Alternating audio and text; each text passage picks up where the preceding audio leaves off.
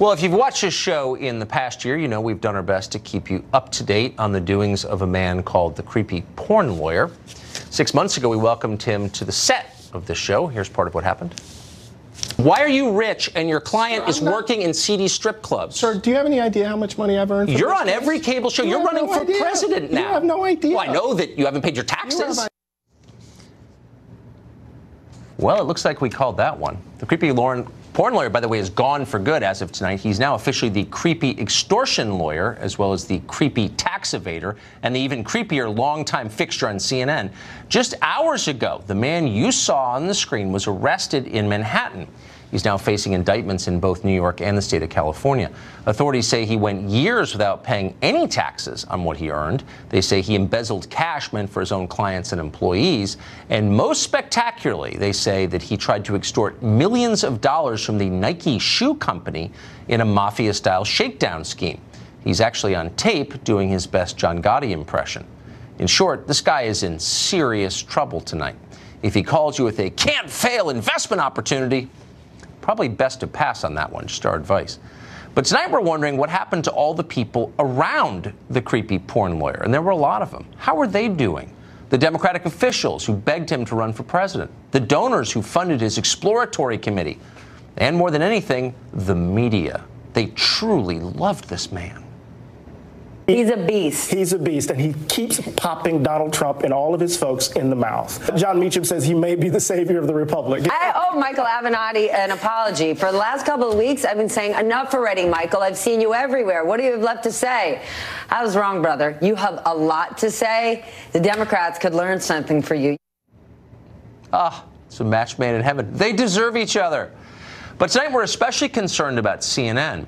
In a single 2-month span, that channel welcomed the creepy extortion lawyer onto their air a remarkable 65 times. And maybe that's where he learned the negotiating skills he tried to use with Nike. According to reports, another CNN legal analyst, Mark Garagos, colluded along with him in this scheme against Nike. Garagos has been indicted, too. There's no word tonight on who else at CNN might be arrested, but of course we'll keep you posted on that. In the meantime, author and columnist Mark Steyn joins us tonight to chew this over. Does this surprise you, Mark?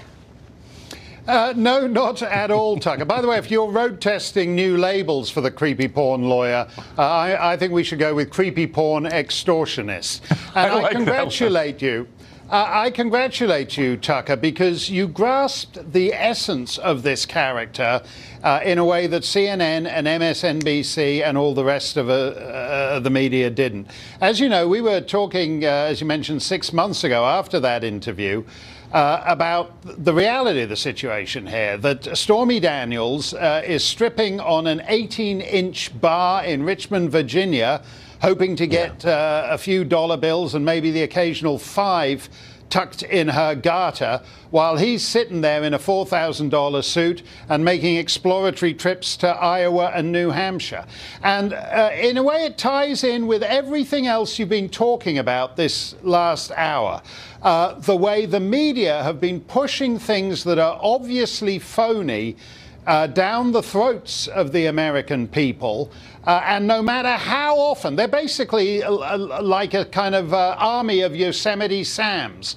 They keep sticking the dynamite down their own pants, and no matter how often Brian Stelter's pants are dynamited, and Anderson Cooper's pants are dynamited, and Don Lemon's pants are dynamited, they'll fall for the very next creepy porn extortionist who comes along. But why is it? I notice a theme here with Avenatti and Harvey Weinstein and many of these presidential candidates. What about the Democratic Party and their handmaidens in the media attract them to the worst people in the world? It's always the unusually bad people they wind up celebrating. Why is that? Well, I think it's to do with something Alan Dershowitz was talking about earlier today, that once you've decided on the outcome, you become actively invested in willing the outcome. Now, I'm an old Fleet Street chap, so I love sex scandals. For the sex. for the sex. The minute Stormy Daniels was presented as a campaign finance reform, that's the least interesting sex I've ever heard about. That's a fetish that only Democrats and the media can get into.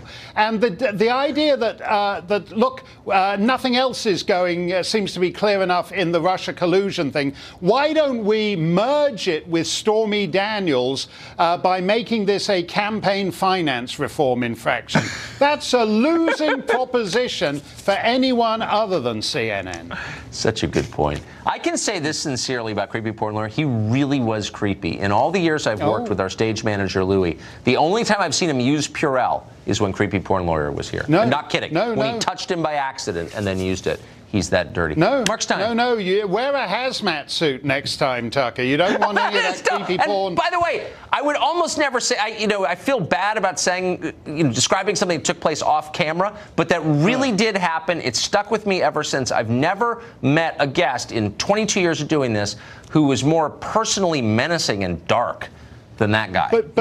But the question, you came up with that label, and the question is, why did you get the essence of the man, and CNN and MSNBC and the rest decided to glorify him and say, here, head to Iowa and New Hampshire. Great question. You're looking great for 2020. You've got to be nuts to do that. That's a good point.